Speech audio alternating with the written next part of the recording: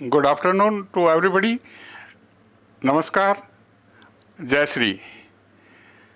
इतिहास के पन्नों के अंतर्गत मैं फिर डॉक्टर आर.एस. राठौड़ उनमें छुपे सारी शिलालेख की इन कड़ियों को फिर आगे बढ़ाते हुए आपसे मुखातिब हूँ।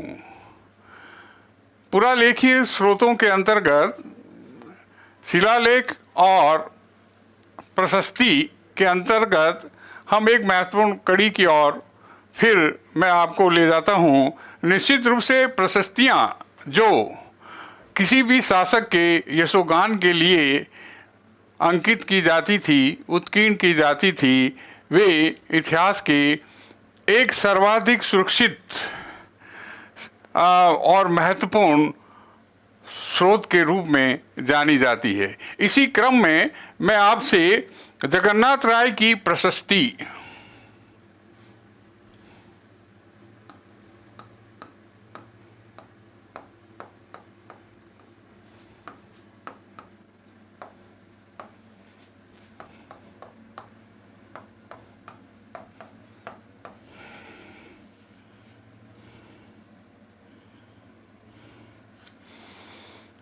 जगन्नाथ राय की यह प्रशस्ति उदयपुर में जगदीश मंदिर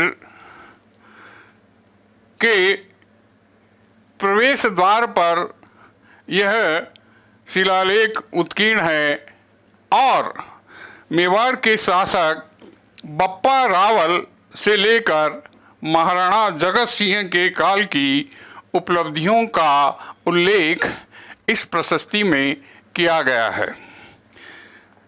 राणा प्रताप तथा अकबर के संघर्ष की कथा भी इस शिलालेख या प्रशस्ति में वर्णित है।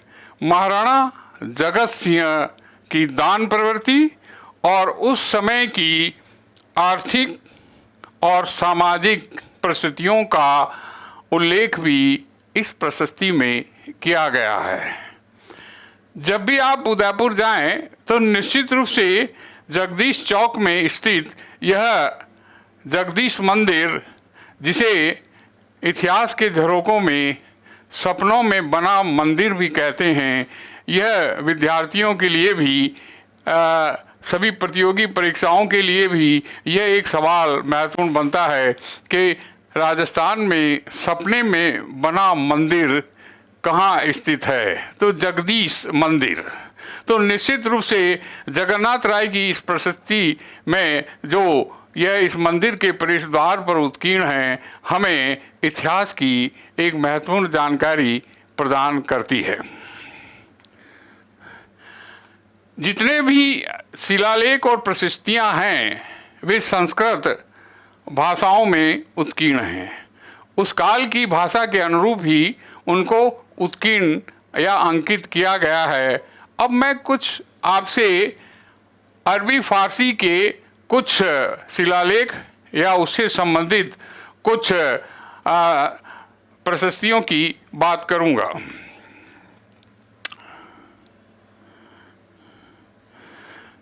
फारसी भाषा का सबसे प्राचीन शिलालेख अजमेर में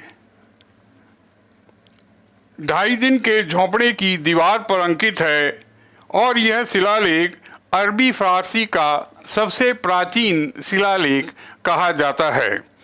इसका कालक्रम 12वीं शताब्दी है। प्राचीन फारसी शिलालेख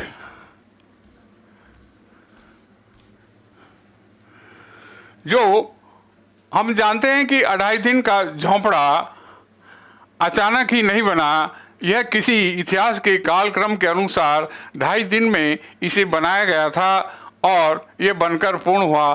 तो इसी के झोंपड़े की दीवार पर यह प्राचीन फारसी शिलालेख उत्कीर्ण किया हुआ है। हम ये जानते हैं कि अरबी फारसी से जुड़े जितने भी शासक प्राचीन काल में भारत में आए थे, उनका लक्ष्य निश्चित रूप से यहाँ रहना नहीं था। वे निश्चित रूप से यहाँ के रीति रिवाज, यहाँ की आर्थिक परिस्थितियाँ, यहाँ की धन दौलत इत्यादि से ही संबंधित रहे। वे यहाँ मूलतः अपना कोई निवास लेकर इस उद्देश्य को यहाँ नहीं अवतरित हुए थे। मैं दूसरे फारसी शिलालेख की बात करता हूँ। धाई पीर की दरगाह।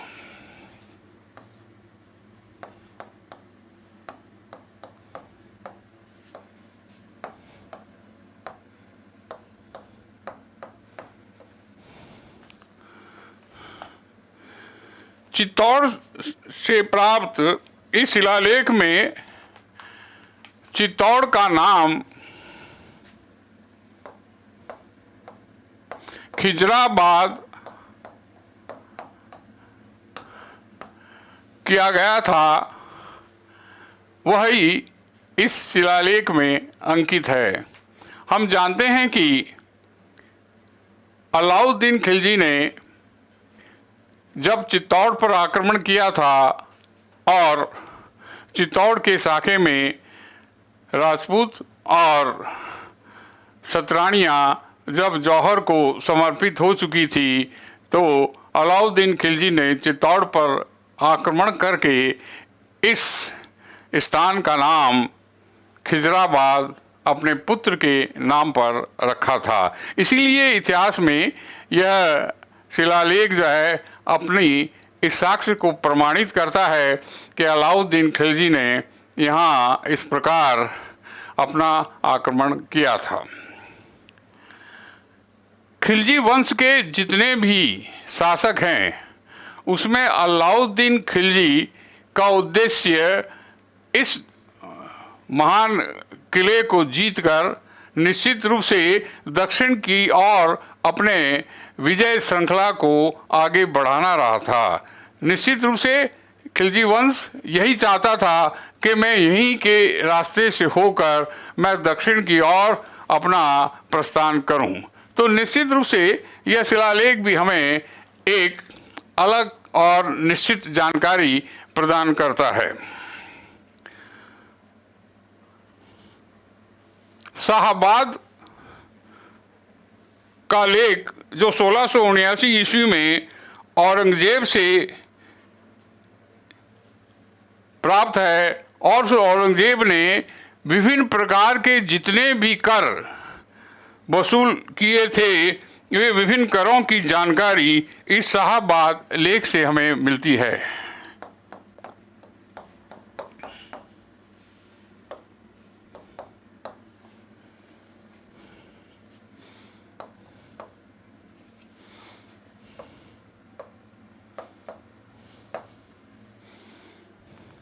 निश्चित रूप से विभिन्न करों के लिए औरंगजेब इतिहास के पन्नों में सुरक्षित भी है और जाना जाता है। यहाँ तक कि उन्होंने जजिया कर जैसा कर भी लगाकर अपनी एक अलग पहचान का परिचय भी दिया था। करों और इस मामलों में औरंगजेब निश्चित रूप से एक अलग तरह का शासक हमारे सामने आता है। तो यह शिलालेख निश्चित रूप से उस काल के विभिन्न करों की ओर हमारा इशारा और हमें जानकारी प्रदान करता है। इतिहास के इसी क्रम में दूसरी सैयद हुसैन की दरगाह का लेख है। यह शिलालेख अजमेर में तारागढ़ दुर्ग में स्थित है और इस शिलालेख में निश्चित रूप से मराठों की धार्मिक सहिष्णुता का उल्लेख हमें प्राप्त होता है। तो निश्चित रूप से हम ये कहें, अरबी फारसी के ये शिलालेख उस काल के इतिहास पर अपनी कुछ दृष्टिकोण को या उन साक्ष्यों को प्रस्तुत करते हैं जो निश्चित रूप से इतिहास के झरोकों में हमें झांकने का एक अवसर प्रदान करते हैं। अब यह पुरालेखीय स्रोत के अंतर्गत शिलालेख, प्रशस्तियाँ और अरबी फारसी के शिलालेख या लेख यह पूरा चैप्टर जो है पुरालेखीय स्रोत के अंतर्गत एक महत्वपूर्ण जानकारी तो हमें इतिहास को प्रदान करता ही है। इसके साथ ही अब मैं एक इसी पुरालेखीय स्रोत में एक महत्वपूर्ण शीर्षक पर आपसे चर्चा करना चाहूँगा, उसके बारे में बताना चाहूँगा, और वह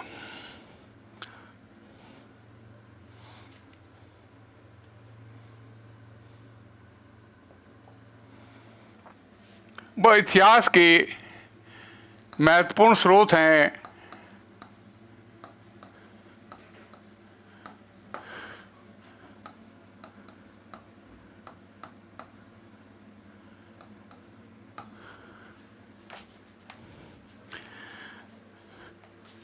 जब हम इतिहास में विभिन्न शासकों की आर्थिक स्थितियों की बात या उनकी जानकारी लेने के लिए उनके सिक्कों और उनकी मुद्राओं की ओर अपना ध्यान आकृष्ट करते हैं, तो निश्चित रूप में ये सिक्के और ये मोहरें उस काल की आर्थिक संपन्नता को भी प्रदर्शित करती है।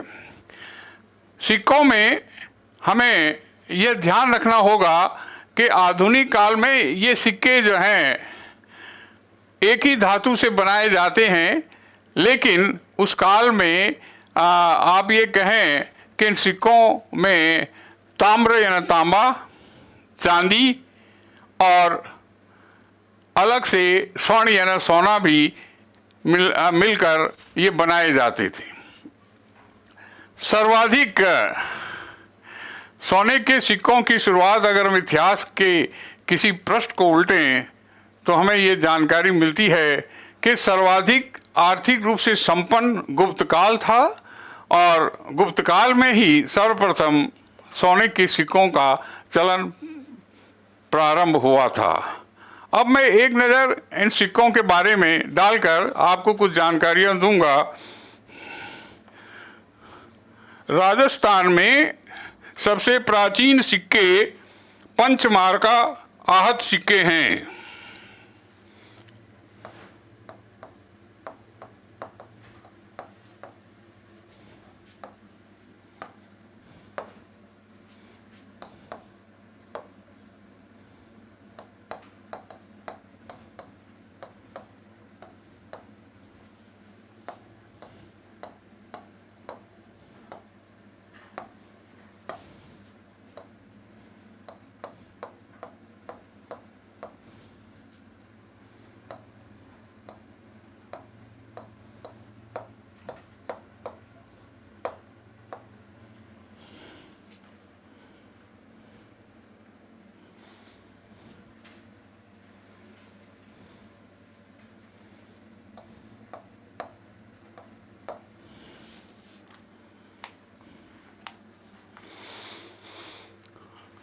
यह सिक्के उस प्राचीनतम सिक्कों की श्रेणी में हैं कि ये सबसे पुराने हैं, सबसे प्राचीन हैं, और इन्हें आहत या पंचमार्का नाम से अभिहित किया जाता है।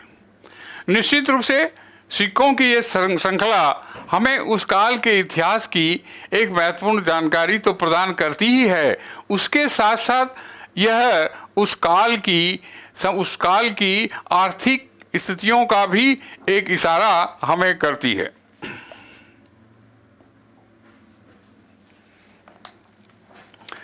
अकबर के काल में जो सिक्के मेवाड़ में प्रचलित थे उनका नाम एलची था।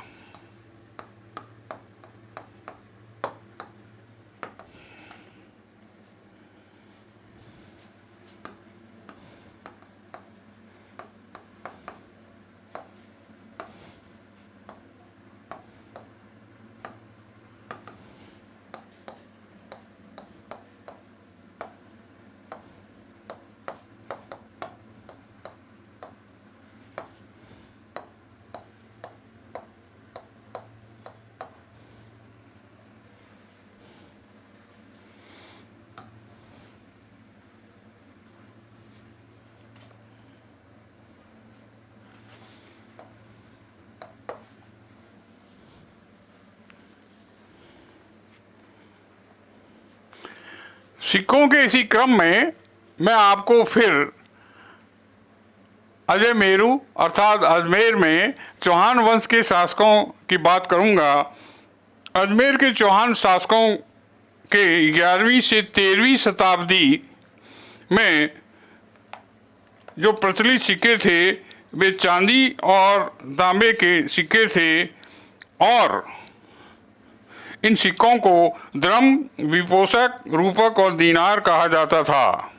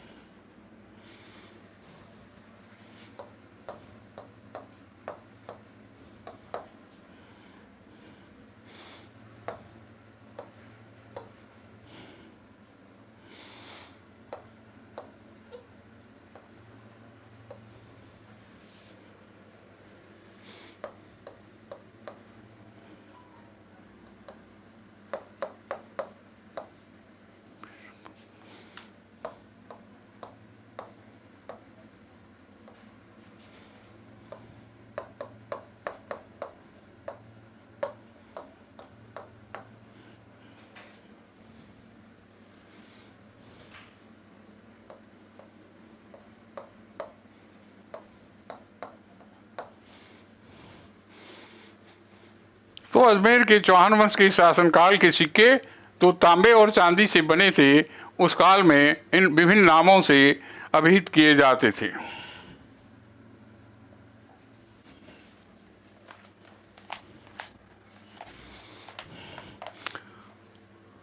अब मैं इतिहास के झरोकों को आपके सामने सिक्कों के रूप में प्रस्तुत करता हूं कि राजस्थान में उस काल में प्रचलित सिक्कों के नाम क्या थे और वो किन रियासतों से संबंधित थे।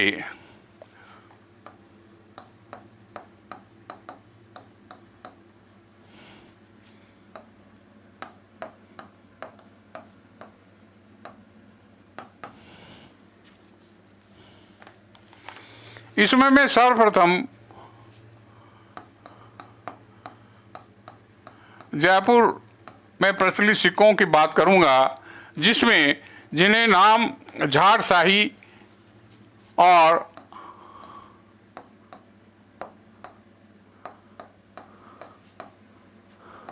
हाली के नाम से जाना जाता है। जब भी हम सिक्कों की बात करते हैं और निश्चित रूप से उनके प्रचलन या उनके स्थान की बात करते हैं तो जयपुर में प्रचलित झाड़शाही सिक्कों के बारे में ये सवाल परीक्षाओं में विभिन्न स्तरों पर पूछा जाता है कि झाड़शाही सिक्के किस रियासत में प्रचलित थे। तो निश्चित रूप से झाड़शाही को आप याद करते हुए इन्हें आप निश्चित रूप से जयपुर के प्रचलन, जयपुर शहर में प्रचलन के लिए जान सकते हैं। परीक्षाओं में ये सवाल अधिकतर पूछा रहा है, विशेष रूप से छोटी परीक्षाओं में, चाहे वो एलडीसी है, चाहे वो कांस्टेबल है, चाहे वो ग्रेजुएशन लेवल का सेंट्रल का एग्ज़ाम है या आपका कहें 10+2 का एग्ज़ाम है। तो निश्चित रूप से और इनका उल्लेख हमें यह कहकर कि ये विशेष रूप से झाड़शाही के नाम से आप इसे याद कर सकते हैं। सिक्कों की इस श्रृंखला में दूसरा स्थान जो जयपुर के बाद एक शहर है जोधपुर, जिसे हम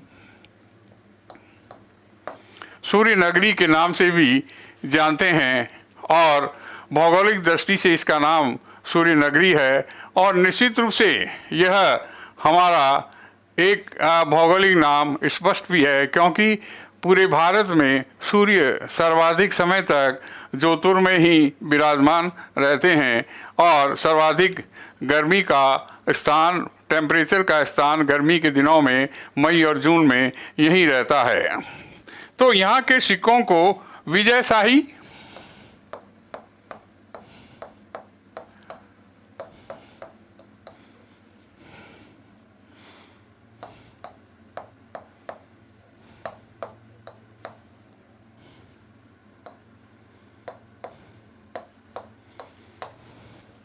ज्योतिर्मय प्रचलित सिक्कों के नाम विजयशाही, गधिया और फदिया अभिहित किया गया है।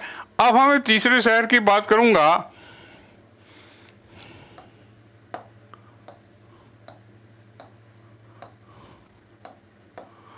उदयपुर।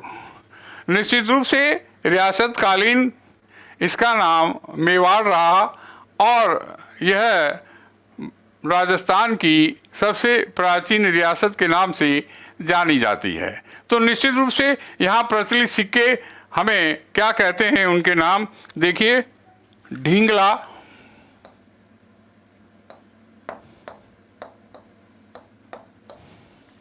भिलाड़ी,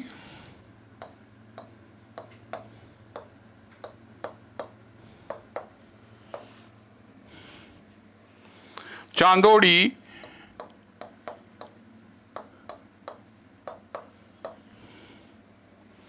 नाथद्वारिया,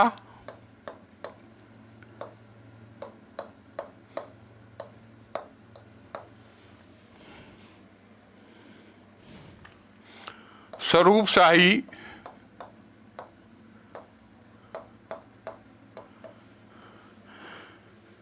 तो उदयपुर में प्रचलित इन सिक्कों के नाम निश्चित रूप से हमें स्मरण करने होंगे, क्योंकि परीक्षाओं की दृष्टि से इसमें एक नाम आता है भिलाड़ी। यह मेवाड़ का एक प्रचलित सिक्कों का नाम है और हम जानकारी के लिए कह सकते हैं कि भिलाड़ी नाम से राजस्थान का, सिक्के के नाम से राजस्थान में बना एक जिला है जिसका नाम भीलवाड़ा है।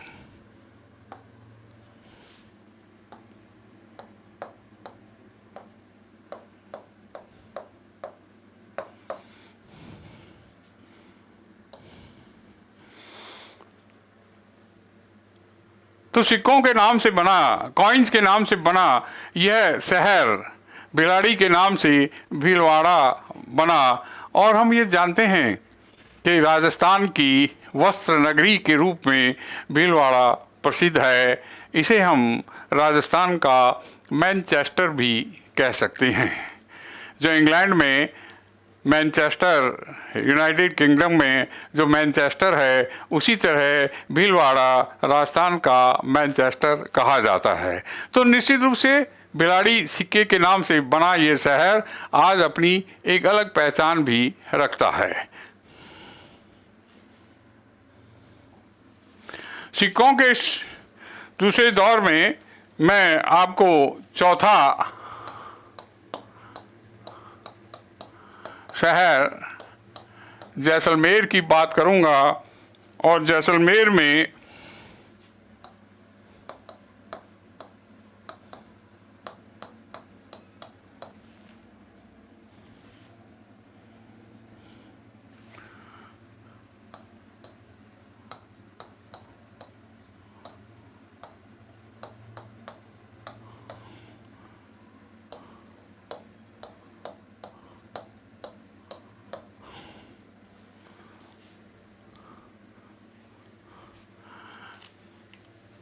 जैसलमेर में सिक्कों में प्रसिद्ध नाम अखे शाही, मोहम्मद शाही और डोडिया है। विश्व में अगर हम भारत की बात करें तो जैसलमेर और बाड़मेर अपने थार के रेगिस्तान के लिए जाना जाता है।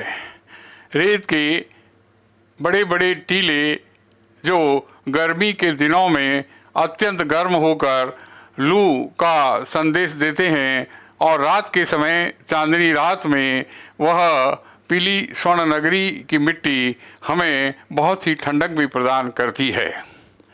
राव जैसल के नाम से बसा यह शहर वास्तव में यूरोपीय पर्यटकों के लिए भी एक आकर्षण का केंद्र रहा है। अब मैं बात करूंगा राजस्थान के बीकानेर शहर की।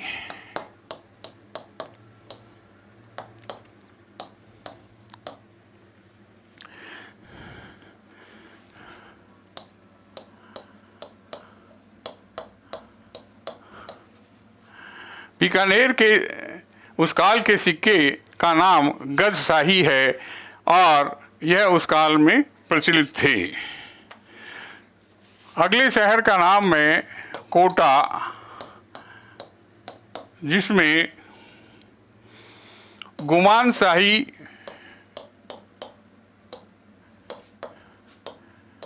नाम से सिक्के प्रचलित थे।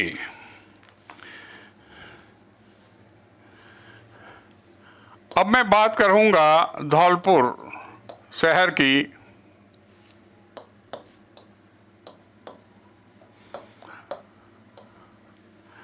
धौलपुर शहर के सिक्के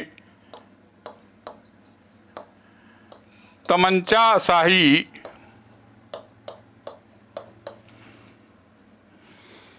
के नाम से प्रचलित थे। विभिन्न परीक्षाओं में यह सवाल भी पूछा जाता रहा है, जैसे झाड़ शाही सिक्के का नाम, वैसे ही परीक्षा में हम ये कहें कि तमंचा शाही सिक्के कहाँ प्रचलित थे, तो आप उस शहर का उल्लेख करें धौलपुर। तो निश्चित रूप से सिक्कों की यह जो श्रृंखला है वो विभिन्न शहरों में अलग अलग नामों से अभिहित की जाती है। नेक्स्ट अगला मैं शहर लूँगा बांसवाड़ा।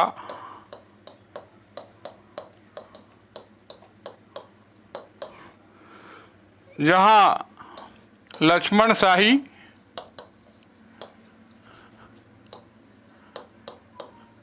और सालिम शाही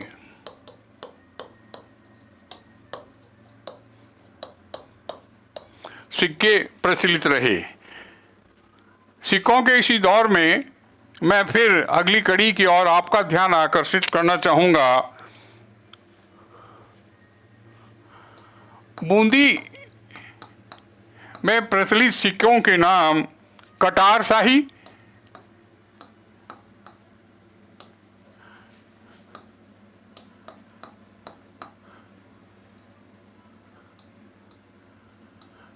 कटार शाही, राम शाही,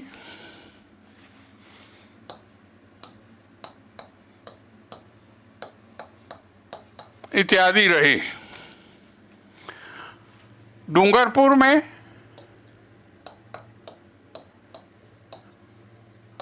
प्रचलित सिक्कों के नाम उदय शाही,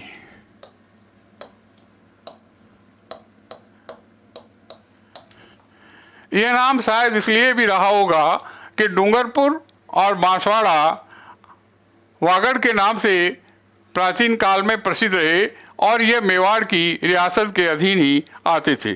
तो निश्चित रूप से सिक्कों का ये क्रम हमें इतिहास की उन साक्ष्यों की ओर ले जाती है जहां उनके नाम से हम इन सिक्कों का स्मरण कर उस काल की जानकारी को निश्चित रूप से प्राप्त करते हैं। झालावाड़ में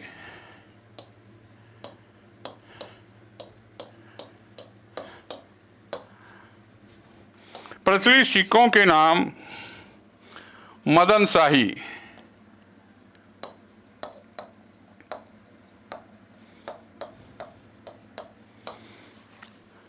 झालावाड़ में प्रचलित सिक्कों का नाम मदन शाही रहा है। हम जानते हैं झालावाड़ राजस्थान का नागपुर कहलाता है, क्योंकि महाराष्ट्र में नागपुर के जो प्रसिद्ध संतरे हैं, ऐसे ही संतरे याना ऑरेंज, जिसे हम नारंगी भी कह सकते हैं दूसरे नाम से, वो सर्वाधिक यहाँ होते हैं और राजस्थान का सर्वाधिक बारिश वाला यह ज़िला है झालावाड़।